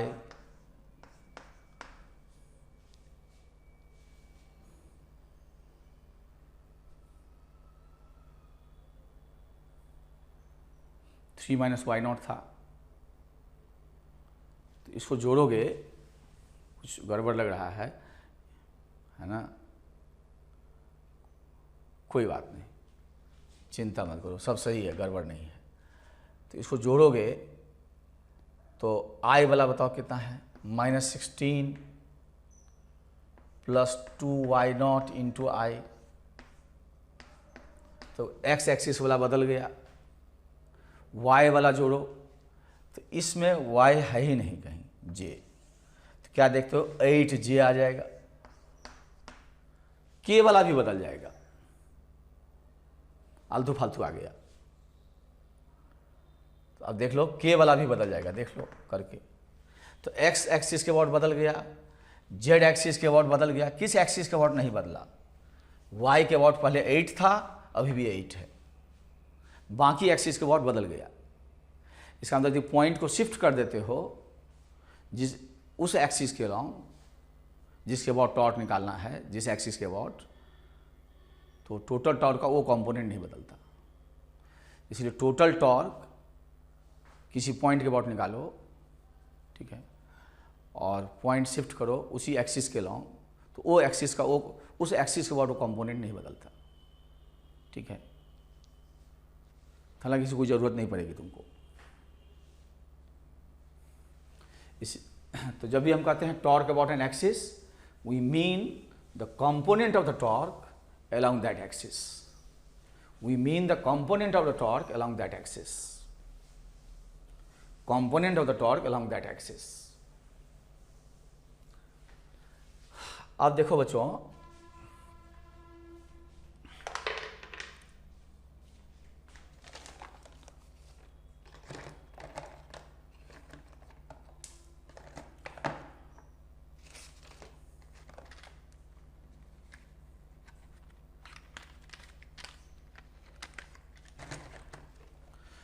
ये लेक्चर थोड़ा लंबा है तो इसको लेकिन एक ही साथ पढ़ना ज़रूरी है। तो आप इसको एक ही दिन में 2 सीटिंग में पढ़ लोगे, थोड़ा बड़ा जाएगा ये। एक साथ थोड़ा चीज़ें सीखनी है ना, इसलिए। तो मैंने बताया था कि टॉर्क का निकालने का तरीका है F में R परपेंडिकुलर से मल्टीप्लाई कर दो, या F का O कंपोनेंट लो जो R के परपेंडिकुलर है, R पूरे से मल्टीप्लाई कर दो। 2 टेक्निक बताए थे। फोर्स के लाइन ऑफ एक्शन को बढ़ाओ, जिस पॉइंट या एक्सिस के बाद तुमको टॉर्क निकालना है उस वहाँ से उस फोर्स के लाइन ऑफ एक्शन पे परपेंडिकुलर डालो। ठीक है, क्या करते हैं, फोर्स के लाइन ऑफ एक्शन को बढ़ाइए, जिस पॉइंट या एक्सिस के बाद टॉर्क निकालना हो वहाँ से उस फोर्स के लाइन ऑफ एक्शन पे परपेंडिकुलर डालो, F के मैग्नीट्यूड में उस R परपेंडिकुलर से मल्टीप्लाई कर दो। दूसरा टेक्निक क्या है कि जो फोर्स का मैग्नीट्यूड है वो पूरा रहने दो, नहीं रहने दो, फोर्स को 2 हिस्सों में तोड़ दो, R के पैरेलल और R के परपेंडिकुलर। तो जो R के पैरेलल है वो क्रॉस प्रोडक्ट 0 हो जाएगा, जो परपेंडिकुलर है उससे F का O कंपोनेंट जो R के परपेंडिकुलर है उसमें सीधे R से मल्टीप्लाई कर दो, टॉर्क आ जाएगा। जैसे देखो, सेंस का भी ध्यान रखेंगे। ये पॉइंट O है, यहीं के अबाउट हिंज है ये। देखो, find the torque, net torque acting about the point O, net torque acting about the point O। ये रिजिड बॉडी है, ये रिजिड बॉडी है। पॉइंट O के अबाउट हमको टॉर्क चाहिए, सेंस अलग चाहिए, मैग्नीट्यूड अलग चाहिए। क्वेश्चन देते हैं, यहाँ एक फोर्स लग गया ऐसे 10 न्यूटन का, और ये परपेंडिकुलर डिस्टेंस है 2 मीटर ऑलरेडी। यहाँ पे फोर्स लगा, बीच में भी लग सकता है, और ये कुछ ऐसे है 10 न्यूटन का, and this angle is 30 degree.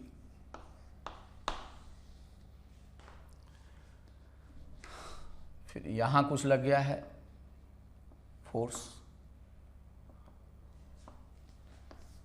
या यहाँ लग गया है, और ये ऐसे है 10 newton, and this angle is 37 degree, and this distance is 3 metre. और ये पॉइंट O है, और एक यहाँ एक्ट किया है ऐसे 10 न्यूटन का।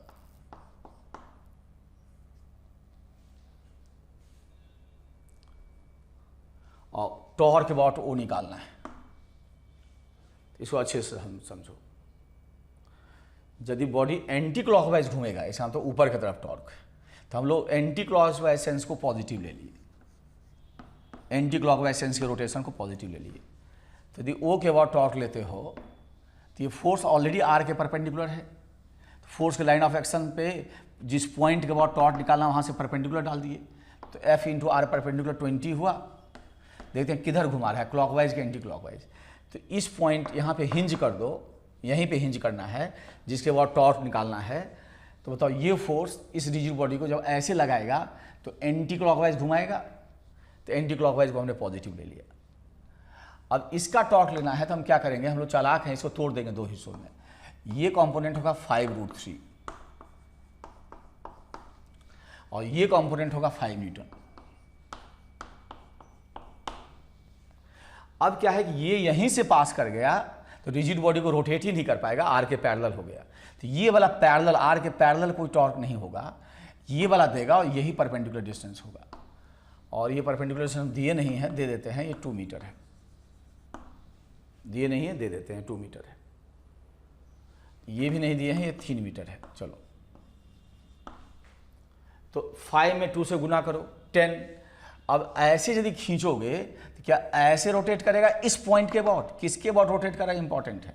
यहाँ है point of rotation, axis of rotation यहीं से पास किया।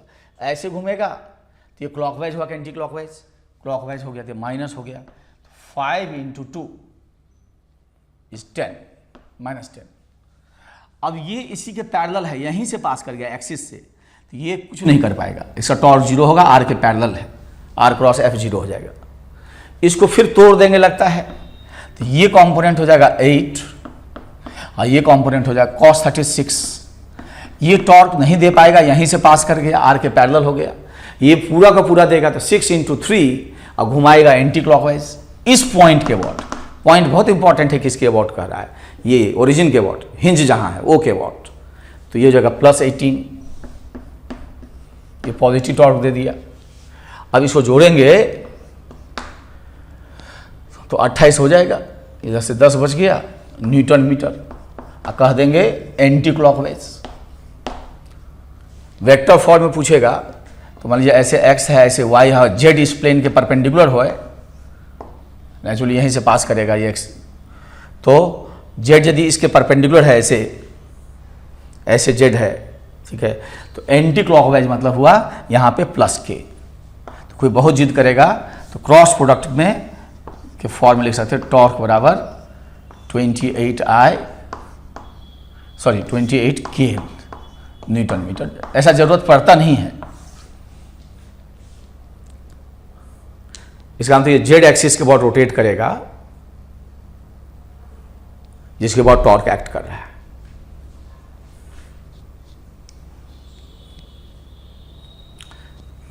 समझ गए होगे। एक तुम लोग कर लो अभी फिलहाल, फिर और आगे अगले लेक्चर में एक्सटेंड करेंगे। एक बेटा तू कर लो, मिटाए दें इसको, हाँ सर मिटा दीजिए।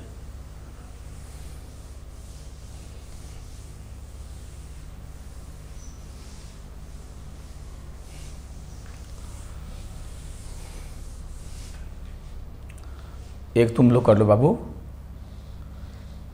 ऐसे है ये, और यही है पॉइंट, ओ के अबाउट निकालना है।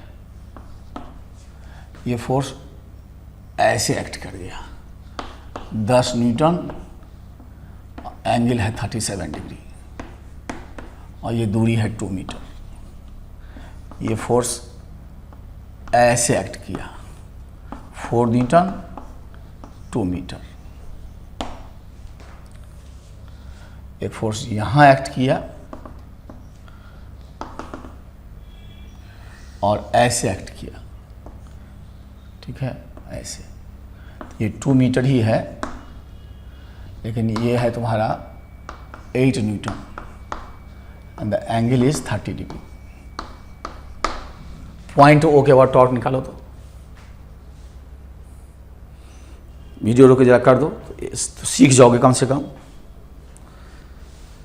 बस ये करेंगे। इसके बाद जो नेक्स्ट क्लास जाएगा उसको भी एक दिन के अंदर देख लेना है, कर लेना है। तो दोनों ये 2 लेक्चर जो हैं अभी है, इसके जस्ट बाद वाला कंटिन्यूअसली पढ़ना है। एक ही दिन में सुबह शाम पढ़ लेना, या दूसरे दिन पढ़ना, एक दिन फिर दूसरे दिन। इसको करके देखो तो ज़्यादा तुमको समझ में आएगा। एक एस्पेक्ट्स जो किए थे ओरिजिन शिफ्ट करके, उसको PMT स्टूडेंट बिल्कुल छोड़ देंगे, उसको एस्केप कर देंगे।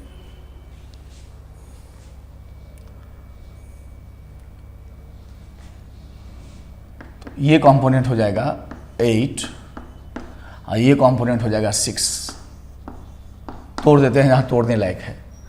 तो ये नहीं देगा, ये देगा, और इस सेंस में देगा। तो 6 × 2 बोलो 12, पॉजिटिव सेंस में दे दिया। इसको भी तोड़ देंगे। ये वाला हिस्सा की चिंता ही मत करो, ये वाला हिस्सा 4 होगा। 4 × 2 -8, क्योंकि ये इस सेंस में घुमाएगा, और ये पॉजिटिव सेंस में, ये इस सेंस में घुमाएगा, ठीक है। तो ये दोनों, ये भी निगेटिव है, कितना, -8। 4 इंटू परपेंडिकुलर डिस्टेंस ही है ये, तो हो जाएगा -4 न्यूटन मीटर। इसका मतलब ये इस सेंस में घूमेगा, ऐसे घूमेगा, ये डोमिनेट कर गया, तो इस सेंस में टॉर्क का देंगे, ठीक है, 4 न्यूटन मीटर का देंगे क्लॉकवाइज। और कहेगा कि आई जे के लिखो, तो यदि ऊपर की तरफ जेड एक्सिस है तो एक्सिस ये अंदर है, तो -4 के कह देंगे, यदि बशर्ते कि एक्सिस कहे कि प्लेन के परपेंडिकुलर है। अब बाहर की तरफ जेड एक्सिस है, तो बाहर की तरफ है तो ये टॉर्क अंदर गया अंगूठा, तो माइनस हुआ। इतना सीखे। और इसके बाद जो नेक्स्ट क्लास करेंगे उसको उसी दिन या दूसरे दिन देख लेना है, तो फायदा होगा।